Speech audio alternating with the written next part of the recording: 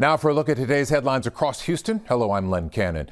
We are hearing from the FBI about recent school threats in the Houston area. So far, 4 juveniles have been arrested, and the school year is just getting started in most districts. Current charges involve students in Pasadena and Huntsville ISD. Jason Miles with the latest from the FBI Houston office. I've learned these recent cases involve shooting threats, and hoax or not, the FBI says it treats them the same.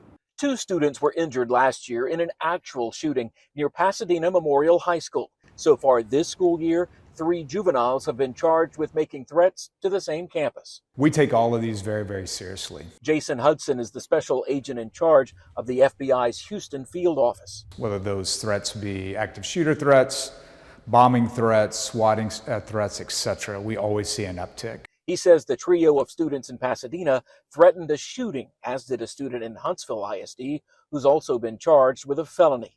In the Pasadena cases, Hudson tells me that a social media platform actually flagged suspicious activity before contacting the agency. We have folks that work around the clock on these threats. Here in Houston alone, we have a dedicated team of special agents and also of intel professionals that this is what they do day in and day out. Hudson credits in part an informational campaign for reducing the number of threats in the Houston area last year, reminding young people and adults that even hoax threats have serious ramifications. Meanwhile, Hudson has a message for parents and guardians as well. We need them to explain the seriousness of these threats, the consequences to these threats, and also to know what their kids are doing online. In a statement, Pasadena ISD says it takes threats seriously and would handle things appropriately. The FBI has several other investigations that are ongoing. On the northwest side, Jason Miles, KHOU 11 News. The East Bernard ISD community is remembering 2 beloved educators, teacher Brandy Jenkins and her husband, Coach Jeremy Jenkins, head football coach at East Bernard High School. They were killed in a crash over the weekend. Troy Kless with more. Tonight, the East Bernard community is mourning after losing a football coach and a teacher. The school district superintendent saying in part of a statement that the couple went above and beyond their roles and were loved by many. A town of 2,200 people losing 2 figures tonight. Jeremy Jenkins and his wife Brandy Jenkins, who have 3 kids. KHOU 11 featured Jenkins in 2024 as he was just taking over as head football coach, talking about why he made East Bernard his home. Just a tradition they've had here and the support, and I've got young kids and I want them to be a part of a community and a program that's sold out to football. That was the big thing, a great chance to raise my family. Jenkins guided the Brahmas to success shortly after arriving, and you can tell by the celebrations how much his players enjoyed being on his team. Jenkins and his wife died in a single vehicle crash on Saturday night. Texas DPS says they were driving northbound on Highway 60 past County Road 210 when the vehicle left the road and overturned. A statement from East Bernard ISD superintendent says Jeremy and Brandy were much more than their titles or the roles they held within our schools. They were colleagues, educators, mentors, friends, and family. Coach Jenkins described as an all-in kind of man. Those who celebrated success will be mourning their loss. Counseling services will be available on site, and additional support will be announced later in the week as the crash is still under investigation. In Wharton County, Troy Kless, KHOU 11 News. We're learning new details about the Ironman Texas athlete who died during the race in the Woodlands back in April. An autopsy has now ruled her death an accidental drowning. Show Mercedes with an update on the KHOU 11 app. For anyone who's ever swum in an open water race, this just hits different. The Montgomery County Medical Examiner's Office has released the autopsy report for Mara Flavia Araujo. She's a Brazilian triathlete who died during the swim leg of Ironman Texas in the Woodlands back in April. Now, the autopsy, here it is, lists her cause of death as accidental drowning. As a fellow triathlete, I know how much preparation goes into getting to that starting line. The early morning training, the long swims, the hours on the bike and the run, all leading to one day you've worked so hard to reach. And for Mara Flavia, that day ended in tragedy. Now, the medical examiner's report provides the official cause of death months after her death shocked the entire triathlon community.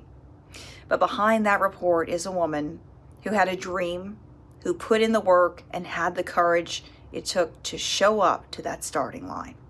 And we can't forget that. Sean Mercedes reporting there. Governor Greg Abbott is threatening to review state funding for Bush Airport over a facility that allows Muslim travelers to wash before prayers.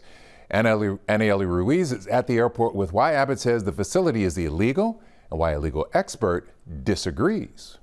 Well, Governor Abbott says installing these facilities may be illegal, but local law professors say that might not be the case. George Bush Intercontinental Airport, one of the busiest in the U.S., now at the center of a controversy after Governor Greg Abbott put out this letter threatening to take away grant fund over the Islamic washing facilities, saying they, quote, single out one subset population for special treatment based on religion is illegal. But a legal professor says. But here, there's no suggestion that having these facilities in any way takes away from or hampers the religious exercise of other faiths. See, the airport already has a prayer room for everyone to use, and the washroom was added in 2024 next to the prayer room in Terminal D. I think Governor Abbott would be onto something if there had been requests from, let's say, Christian worshipers or Jewish worshipers or other members of other religions for some kind of accommodation that the airport was denying. But I'm not aware of any such incident.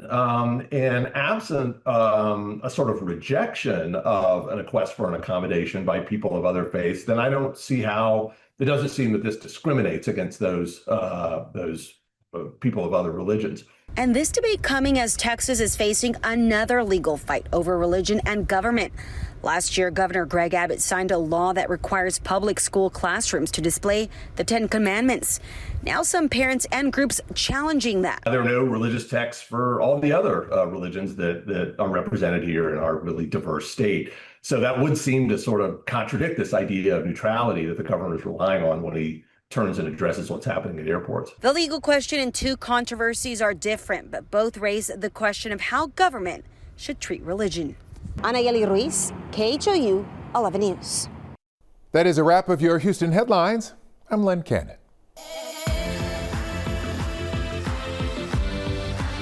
I'm Chris Lawrence with your top stories in North Texas. The Texas Senate race is tightening, and one Republican congressman told Jason Whiteley new polling shows it's going to be a nail-biter.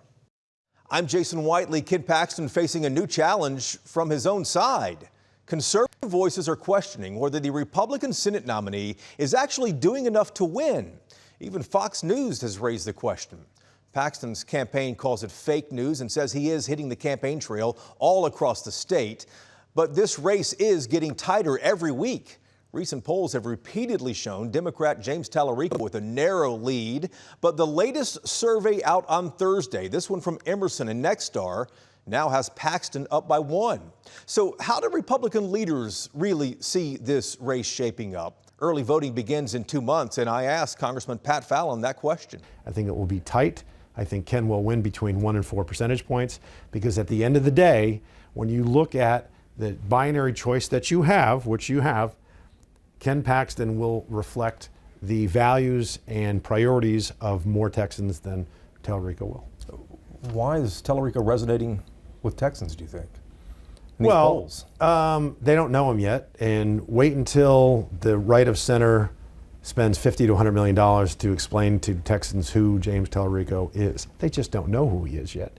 They know who Ken Paxton is for the last 12 years, and Ken's, let's be honest. I mean, Ken's got some baggage. He was impeached by the House, not good. He had those indictments. Nothing really came of those, but there's always going to be some smoke, and some people react to that. Congressman Fallon is right that attack ads have not yet begun on either side in this race. Those are likely to start just after Labor Day. But zooming out, what do Republican chances look like with gas prices still high and inflation continuing to creep up?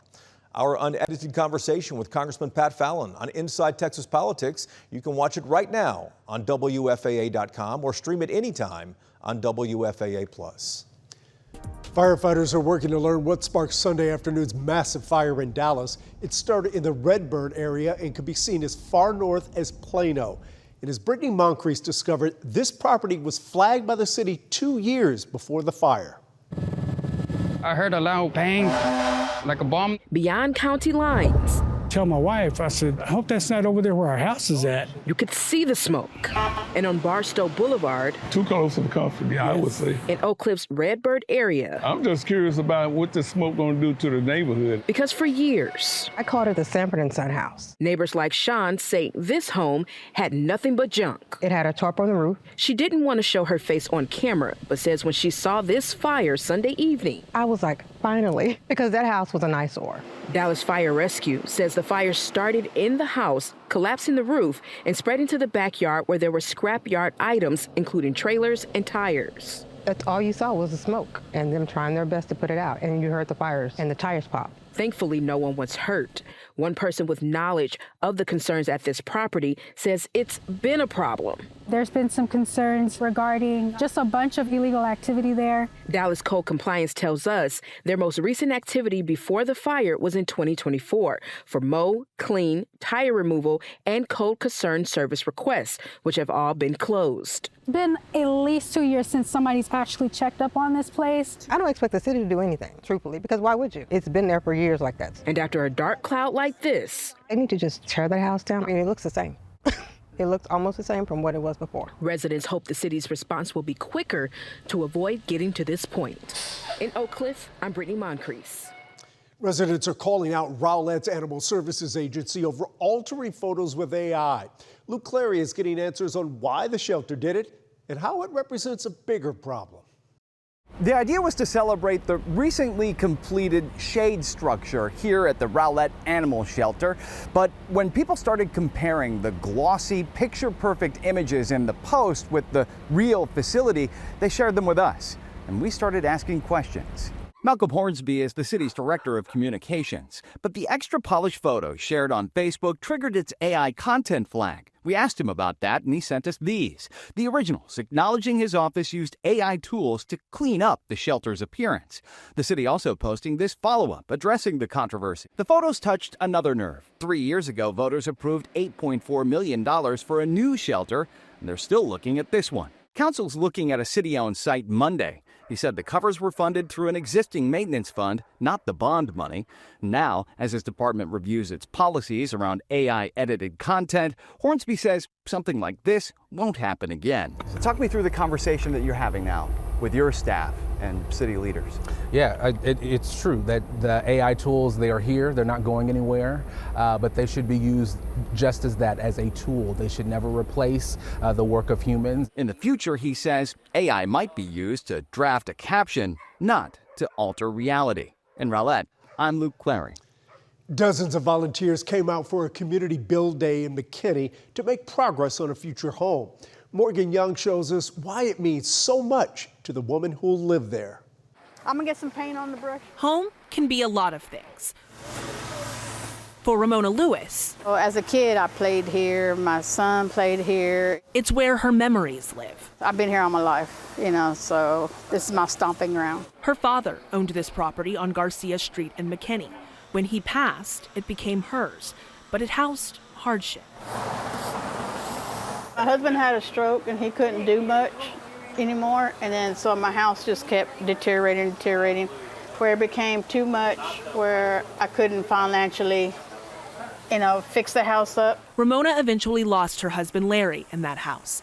You'd think she would have lost hope, but no. And I can only trust in the Lord, he's leading and I'm following. Ramona's hope is housed in her faith and supported by her community. When Habitat came in play, it just put everything in proportion. Habitat for Humanity of Collin County initially intended to fix Ramona's home. Maybe just stick it right there. But realized seems look good. They needed to start from scratch. The demolition was in April. Fast forward to this. And seeing it from being built from the foundation up, tearing down the old house and pouring slab and seeing how fast, everything has come together. Lifted on ladders, sweating it out in the sun. I don't know how people do it. because I'm more of an AC woman. Habitat for Humanity volunteers put a fresh coat of paint on what will be Ramona's new home. It hasn't really hit me yet. You know, it hasn't hit me. We'll wait till they're done, but I think we got 99% of it. For volunteers like Brett Quist. It's nice to see how it starts from nothing and we get it all done. He started doing this 16 years ago with his church and kept the mission going. I love spending my Saturdays out here. You know, people think, oh, I don't have the time, but you do it once or twice, and before you know it, it becomes in your blood. Each project, each home. Everyone counts, right? Every little bit helps. Because for people like Ramona Lewis, the best part about home isn't what she'll have, but what she plans to share. Having a God-warming home where you can invite someone over, be at peace, be safe. In McKinney, I'm Morgan Young. Have no doubt her friends and neighbors will have plenty of times sharing that home with her. And those are your headlines from North Texas.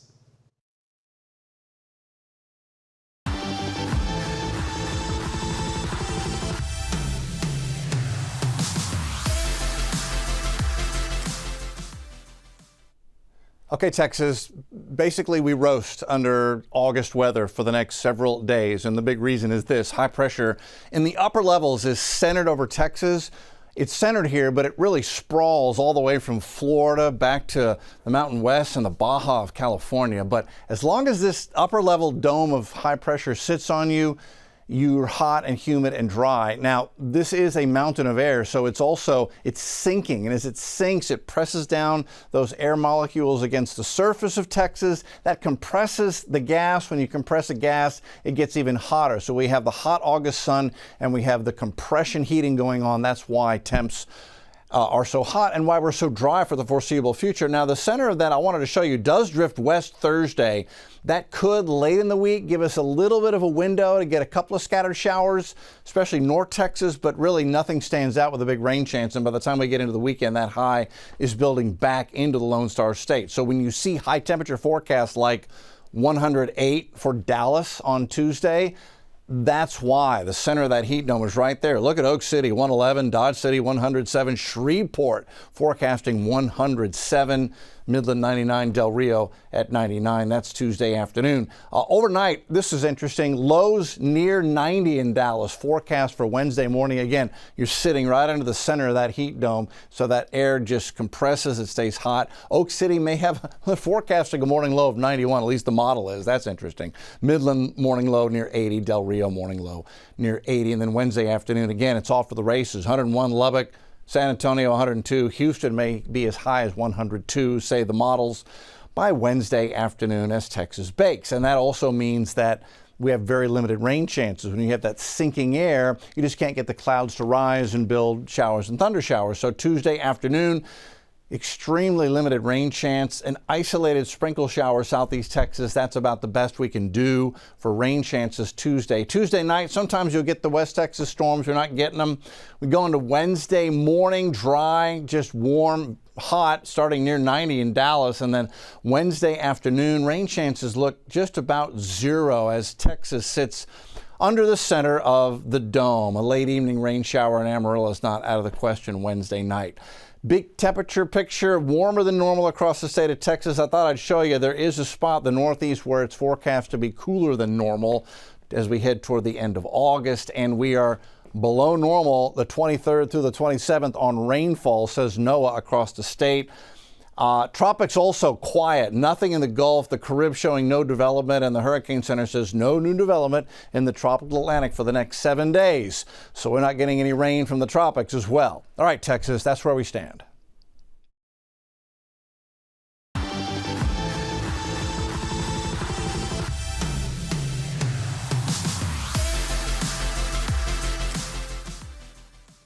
Hello from Austin, I'm Mark Mullins. State investigators and Hays County deputies are looking into how an inmate died in custody over the weekend.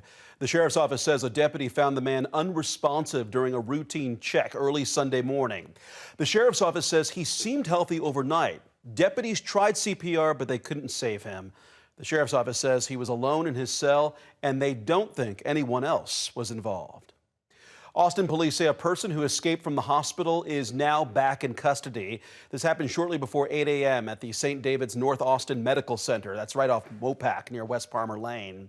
Here's what happened. Austin police were monitoring this person who was in their custody at the hospital. That person escaped, and police searched around the hospital and nearby.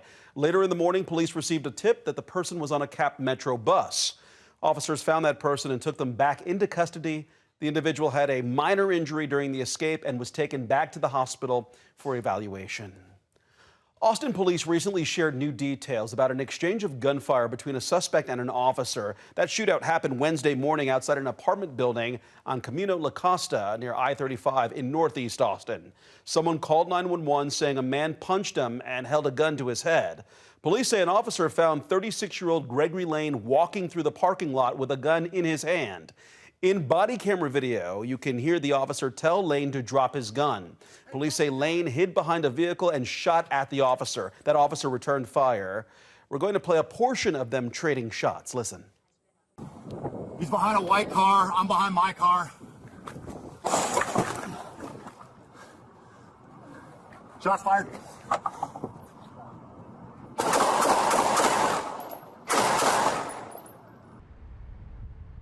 After firing the shots, Lane ran into an apartment where police negotiated with him for more than an hour before taking him into custody. Chief Lisa Davis says officers acted quickly with the information they had available at the time. Lane now faces attempted capital murder and aggravated assault charges. The victim who made the 911 call suffered non-life-threatening injuries. Well, thousands of Central Texas students head back to class for Austin ISD's first day of school. So city and school district officials want everyone to keep safety in mind. And for some high school students, this year will also bring a change to how they get to school as the district rolls out its new centralized transportation hub system. KVUE's Brianna Perez has more. So again, I'm going to hold my sign up. Walking to school or riding the bus. Safety and transportation are top of mind as students head back to class. No matter how many safety measures we put in place, the ultimate responsibility belongs to the person behind the steering wheel. With more students on the roads and sidewalks, officials are reminding drivers to stay alert. Whether you're in a school zone or not, put down that phone, drive now, text later. Do not be that person who's going to go around a school bus. Do not be that person. Meanwhile, about 300 AISD buses will hit the road Tuesday morning. High school students will use centralized hubs, while elementary and middle school students will continue using neighborhood stops. But some say they are still concerned about how students will get to those hubs. This year, my brother will have to walk on dangerous roads to Bradshaw. Because there are no stops in our neighborhood, Bradshaw has no sidewalks, no bike lanes, and there's tall grass on both sides. My brother doesn't have a choice. High school kids are still kids. I love my brother. Please keep him safe. AISD says the change was made to save money. The district's transportation director, Chris Hafizadeh, says savings were originally expected to total $5.2 million a year. Now, with middle school returning to neighborhood routes, that estimate is closer to $2.3 million. After we received many comments from the public and also considering the input and the age group of our middle schools versus high schools, we decided to reverse that. Still, some parents say the changes from the district have been difficult to keep up with, leaving them wondering how the new system will work once school starts. I mean, there's been so much change, so much back and forth that I haven't really worried about it. You know, it's like, okay, once we start school, we'll see what the situation is and we'll deal with it then. Hafizadeh says the district knows the transition will take some adjustment, but his team is ready to make it work. We're going to have challenges first 2 weeks to make sure it rolls as smooth as possible. But my team, they have been working 7 days a week, straight up. And we are ready to roll, and we will make it happen. That was Brianna Perez reporting. District officials say they are working with AISD police to ensure the bus hubs are safe. For students who will be walking to school, the city of Austin says it is still looking to fill crossing guard positions. More school districts are heading back to class this week. On Monday, Idea Public Schools went back, including Round Rock Tech College Preparatory. That school opened in 2020 and is now welcoming its very first senior class this year. This marks the first time students all the way through grade 12. Google is expanding at the Sail Tower in downtown Austin. The Austin American-Statesman reports Google is adding an extra 69,000 square feet of office space to make room for more employees. Google began moving employees into the Sail Tower last year and officially opened its new offices there earlier this month. The Texas School for the Deaf in Austin is keeping Kaylee Hottle's memory alive. The 18-year-old athlete and actress died in a car crash last month. KVU's Brianna Perez shows us how the school is carrying on her legacy through a scholarship. Since the age of 3, Kaylee Hottle walked the halls here at the Texas School for the Deaf. As a rising senior, she was making her mark on the track, while also making a name for herself in Hollywood. She appeared in the 2021 film Godzilla vs. Kong and returned for the 2024 sequel. TSD Superintendent Peter Bailey, who communicated with us through an interpreter, says Kaylee was down to earth. When I got here, I was really excited to know that she was an actress, and so I was excited to tell people, and she said, no, I don't want everybody to know. She was just a very humble human being. A quality Bailey says he'll always remember. Hottle died after a car crash in Maryland on July 21st. The community's reaction has been very strong, and we have united quickly to make sure we can help the community recover from this. TSD is now honoring Kaylee's life and legacy with a scholarship in her name. Officials hope it will inspire the next generation of students to dream big, follow their passions, and leave a mark of their own. After her passing and knowing her close relationship with her class of 27, we thought that it would be a perfect way to celebrate her legacy going forward. Since her passing, school officials say the community has come out to remember Kaylee. Just outside of the gates of the school here, you can see people have left flowers, candles, and words of encouragement. Officials say she will be missed by many on this campus. We grieve together, of course, but we're focusing on celebrating her, and that's why this scholarship was established, to make sure that we can maintain her legacy in that manner and knowing that that's not going to go away, because this will be everlasting. The scholarship will go to 1 or 2 graduating TSD students who are involved in athletics and the performing arts and who show leadership, creativity, perseverance, and a commitment to the TSD community. For Bailey, the tribute is bittersweet. I feel as a superintendent, this is something I never wanted to have to do. It's unfortunate, but at the same time, we know that we have to continue to lead in making sure that her name continues on. In downtown Austin, Brianna Perez, KVU News. And each year, the scholarship could range from $500 to $2,500. That'll do it for us here in Austin. I'm Mark Mullins, hoping you have a great day.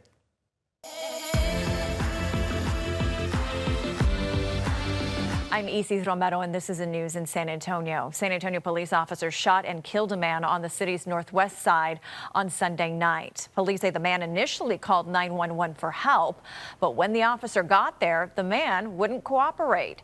Earl Stoudemire tells us about the deadly moments that unfolded. San Antonio police say a 56-year-old man called 911 saying people were in his backyard with guns. When an officer showed up and chatted with the man's girlfriend, police say the man appeared in the middle of the conversation holding 2 large knives. This happened last night just after 11:30 on Springfront Drive near Prue Road. SAPD says the officer told the man to stop approaching him, but the man ignored these commands and charged at him. When the man refused, Acting Chief Jesse Salome says the officer opened fire, killing him. We don't believe that there was ever anyone in the backyard with a gun.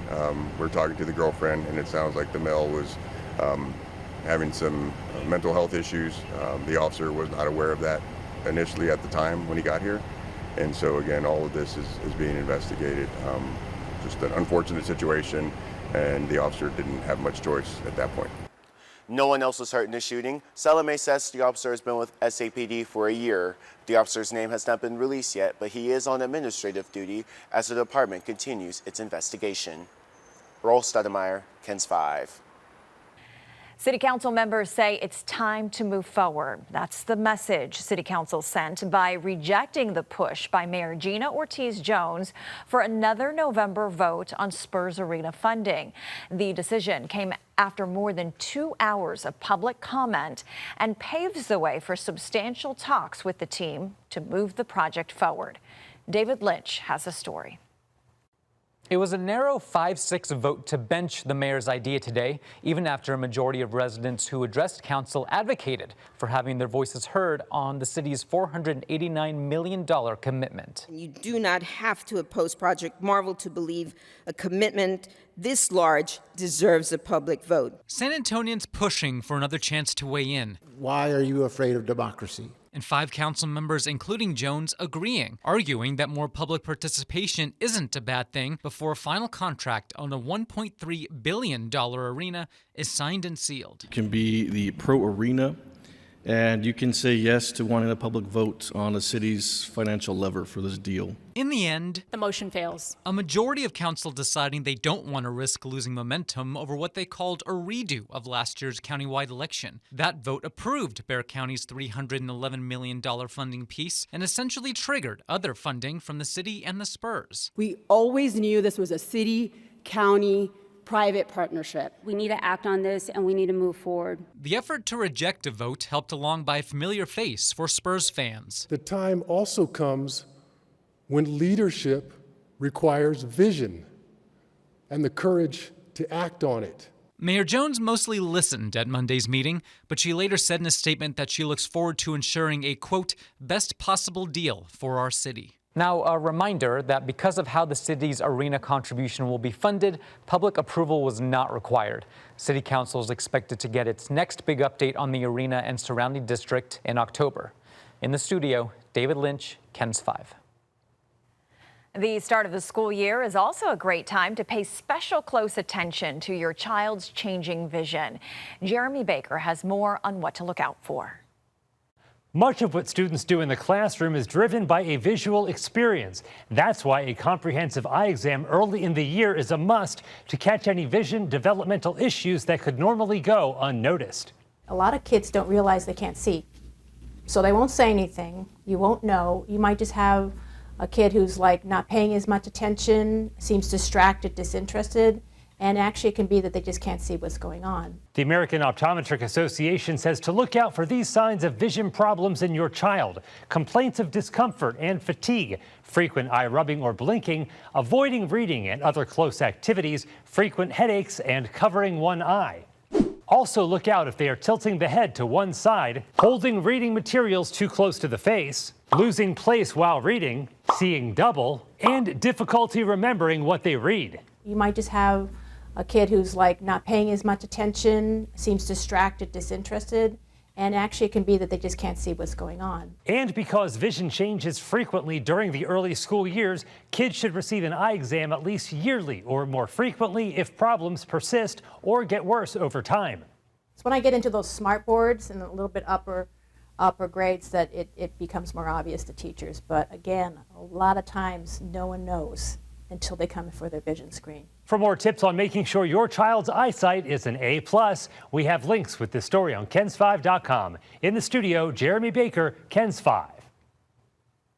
And that's the news in San Antonio.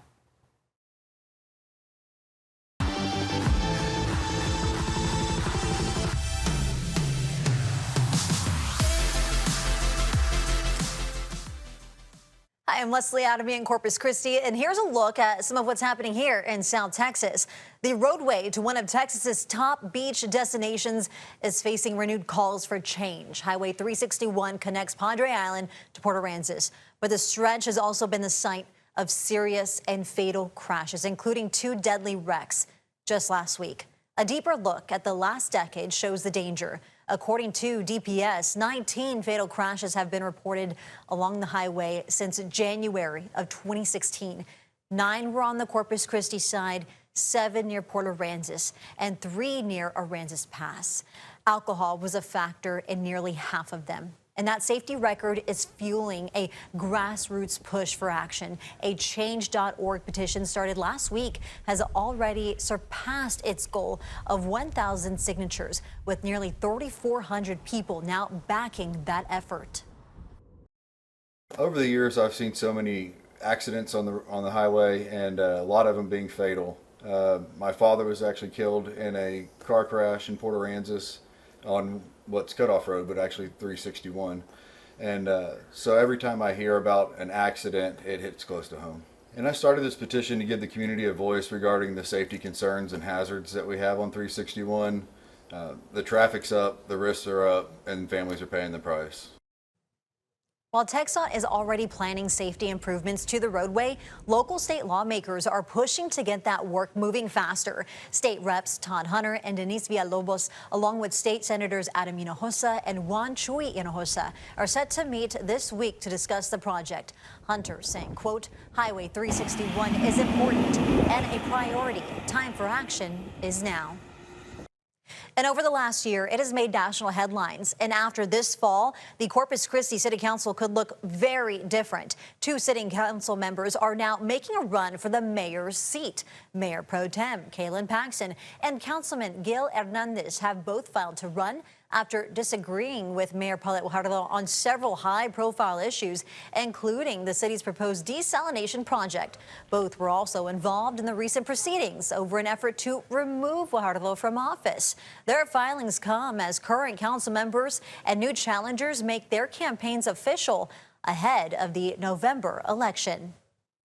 And the City Council has a busy agenda this week as members move forward on discussions about the city's water future and a possible expansion tied to the city's growing entertainment scene. Ryan Hopper breaks down the items getting their attention. Lake Corpus Christi may be nearly full, but city leaders are still looking for long-term water security. It would be foolish, absolutely foolish, to trust the lakes ever again. City Council will once again discuss the Evangeline groundwater project in executive session as a legal fight with nearby Sinton remains unresolved. I don't think the wells that we're talking about and the amount of water that we're requesting over the 22,000 acres is going to be significant to them or adversely affect their wells. City Councilman Gil Hernandez says the project is about diversifying the city's water supply. But Sinton says it will continue to challenge the permits needed for the Evangeline project. In other words, no desal, no deal. And just like there's a finite amount of water, there's also a finite amount of land. City Council will consider buying this property here for about $650,000. The reason some council members say isn't really for the land itself, but rather the venue that surrounds it. City leaders say this neighbor could give the Hilliard Center more room to handle crowds like we saw on Friday night at the Ella Langley concert. It has been a burr in everybody's saddle for decades. The people that have owned it were constantly upset because it would be blocked by cars. There's people all the time there, parking all around them. So it's an incompatible use across the street. It's an opportunity to use it to stage people so we're not all crowding to get in at the same time. Potentially opening the door to more performers choosing Corpus Christi, Texas. Ryan Hopper, 3 News. And that is a quick look at some of what's happening here in South Texas. I'm Bailey Bates. Here are your headlines from Central Texas. The fight over proposed 765 kilovolt transmission lines in the state of Texas is about more than where power lines will go. That's what one Central Texas lawmaker testified. State Representative Brad Buckley told the Public Utility Commission that landowners want reliable power and economic growth, but he says they also want their property rights protected. Buckley is one of many lawmakers calling for the transmission projects to be paused for further legislative review. Texas landowners are not anti-growth, anti-development, or anti-progress. We want economic opportunity for ourselves, our kids, and our grandchildren. We want a reliable and resilient grid and affordable electricity. It's the flawed process and unfairness to landowners is what brings us here today. But don't get lost in that alone. The PUC has not made a decision on any of the projects yet. The House State Affairs Committee is expected to take up the 765 kilovolt issue this week following last month's Senate hearing. This August is Overdose Awareness Month, and one local organization is remembering the friends and family they lost to overdose, while also working to educate the community and find a solution. Our Sydney Walker has more. Purple ribbons. Over here we have Kappa. Dangle throughout the Sunrise Center. We also have Earthman. Each one bears a name. Mr. Cedric. A name of a community member who they lost to drug overdose. These are our people right here. They matter. They are people and their lives mattered. Misty Bevel, Sunrise Center director, said many of them were familiar faces. These are our clients. These are people who were in here, who were loved, had friends, you know. They had lives. The ribbons will hang throughout August in honor of Overdose Awareness Month. We're here during this month just to remember each one of them and the happiness and the good times that they brought. A death Bevel says was preventable. So many of these people, their lives could have went a completely different way, you know, a completely different way. Sunrise Center is trying to fill that gap with classes and an abundance of resources. I would love to sit down with you. I would love to see what we can do to just help you be on a different path, you know, no matter what that may look like. Like in-person Narcan training this week. To show us exactly how to administer it, kind of what an overdose looks like, and how to handle that emergency. And a new partnership with the City of Temple to find treatment. Substance use disorder treatment, which has been huge. All resources that could save a life. When you can wake up in the morning and you've got one person on your side who's rooting for you, many of us take that for granted. And keep another ribbon off of the wall. And I think that it's time that the church be the church outside the walls and that we serve the people that he loves. And those are your headlines from Central Texas. Hi, I'm Brennan Gurley, and here's what's making headlines across East Texas. Hundreds of people across the Lone Star State are mourning the loss of a former East Texas coach and a teacher who were killed in a crash over the weekend. Jeremy and Brandy Jenkins died in a crash near Houston over the weekend. CBS 19's Nayeli Creo visited Cayuga ISD, where leaders are remembering the hometown coach they knew so well. In the small community of Cayuga ISD, Jeremy Jenkins was more than a coach. He was like an older brother. Superintendent Dr. Joe Satterwhite says he grew up alongside him. After Jeremy graduated from Cayuga High School in 1993, he returned to coach. We'll always be grateful for that. Thankful for him and all the hard work he did to help our kids. A remarkable coach, a great sports guy. Really enjoyed athletics, really enjoyed molding young men, setting examples. He was a remarkable person. Not only did he coach at Cayuga, he coached at Harmony, Tenaha, Mount Enterprise, and most recently, East Bernard.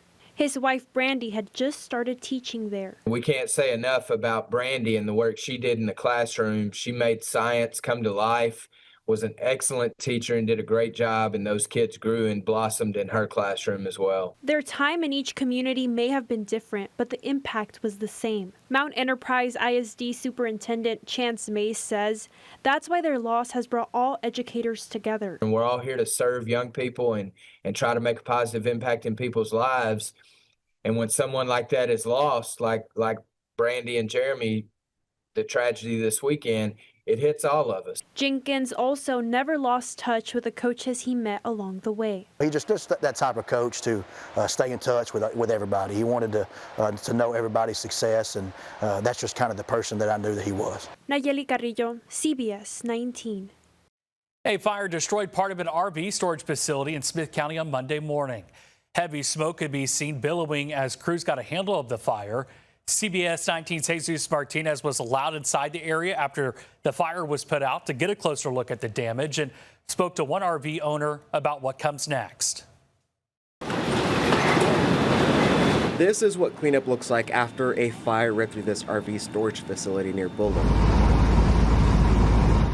And this is the fire that caused it. Flames and thick smoke pouring from the doors.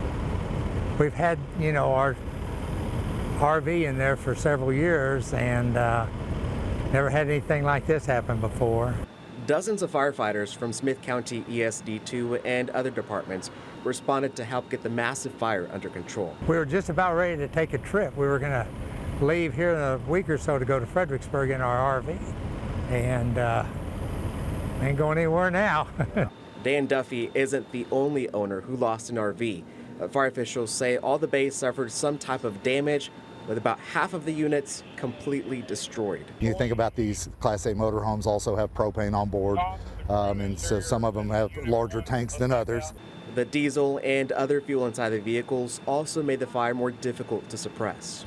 We feel like we'll get a handle on it, but these Class A motorhomes could burn for hours. And the heat, adding another challenge with firefighters taking frequent breaks to cool down and stay hydrated. This is as close as we can get to the fire. It started around 6 o'clock this morning at this bus barn where a lot of RVs and mobile homes are stationed at. Take a look behind me. There are about 14 of them right here, and about half of them already burned. A lot of the RVs inside completely damaged. I suspect from a smoke damage standpoint, they'll all be pretty much a total loss. As for Dan, there's really only one way he sees moving forward. New RV. A new RV to go along with his next trip. In Smith County, I'm Jesus Martinez. And that's your news from East Texas. I'm Brennan Gurley.